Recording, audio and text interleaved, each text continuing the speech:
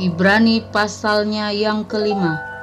Sebab setiap imam besar yang dipilih dari antara manusia ditetapkan bagi manusia dalam hubungan mereka dengan Allah, supaya ia mempersembahkan persembahan dan korban karena dosa.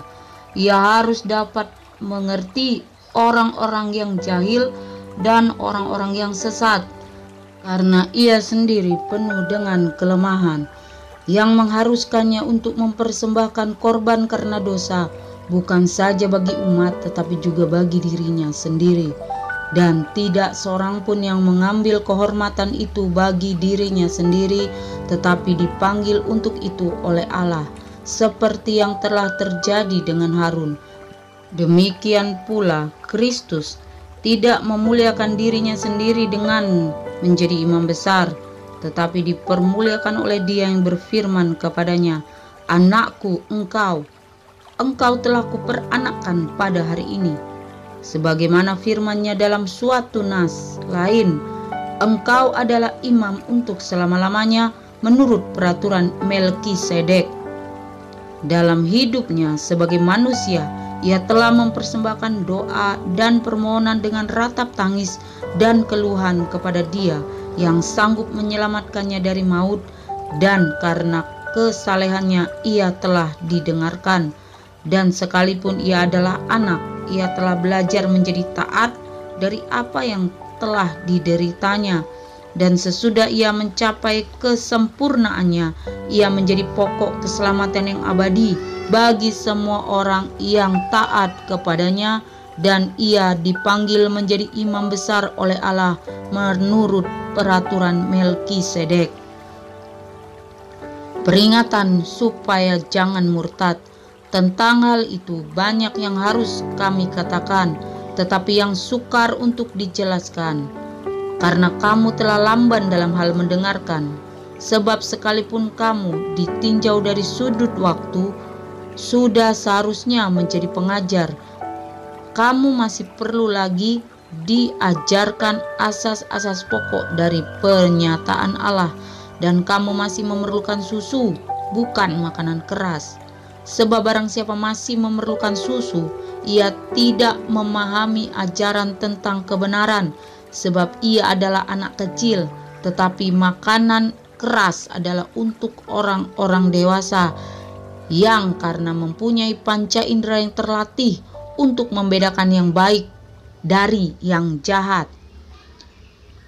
Ibrani pasalnya yang ke-6. Sebab itu, marilah kita tinggalkan asas-asas pertama dari ajaran tentang Kristus dan beralih kepada perkembangannya yang penuh. Janganlah kita meletakkan lagi dasar pertobatan dari perbuatan-perbuatan yang sia-sia dan dasar kepercayaan kepada Allah, yaitu ajaran tentang pelbagai pembaptisan, penumpangan tangan, kebangkitan orang-orang mati, dan hukuman kekal.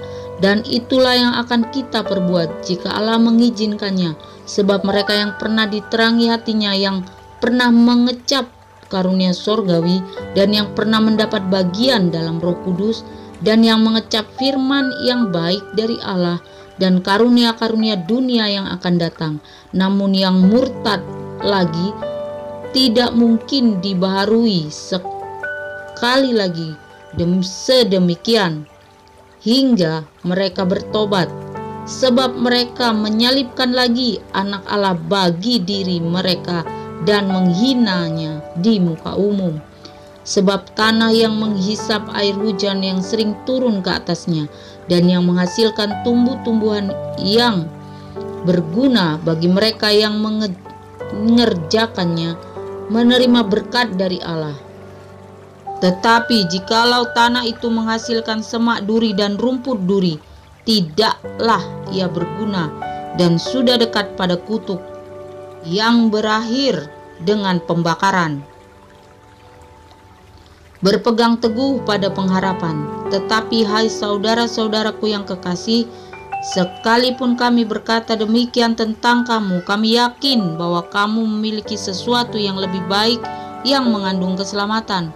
Sebab Allah bukan tidak adil sehingga ia lupa akan pekerjaanmu dan kasihmu yang kamu tunjukkan terhadap namanya oleh pelayanan kamu kepada orang-orang kudus yang masih kamu lakukan sampai sekarang.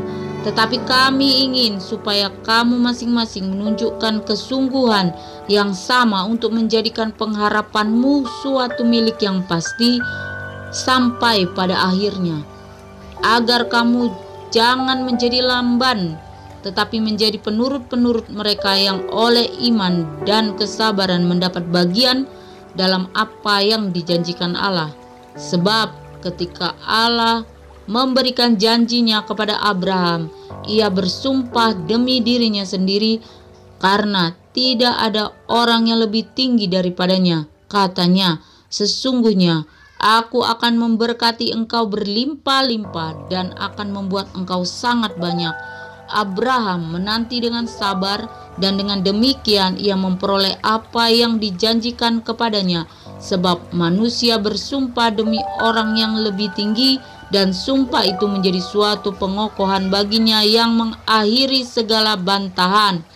Karena itu, untuk lebih meyakinkan mereka yang berhak menerima janji itu akan kepastian putusannya, Allah telah mengikat dirinya dengan sumpah, supaya oleh dua kenyataan yang tidak berubah-ubah tentang mana Allah tidak mungkin berdusta, kita yang mencari perlindungan beroleh dorongan yang kuat untuk menjangkau pengharapan yang terletak di depan kita.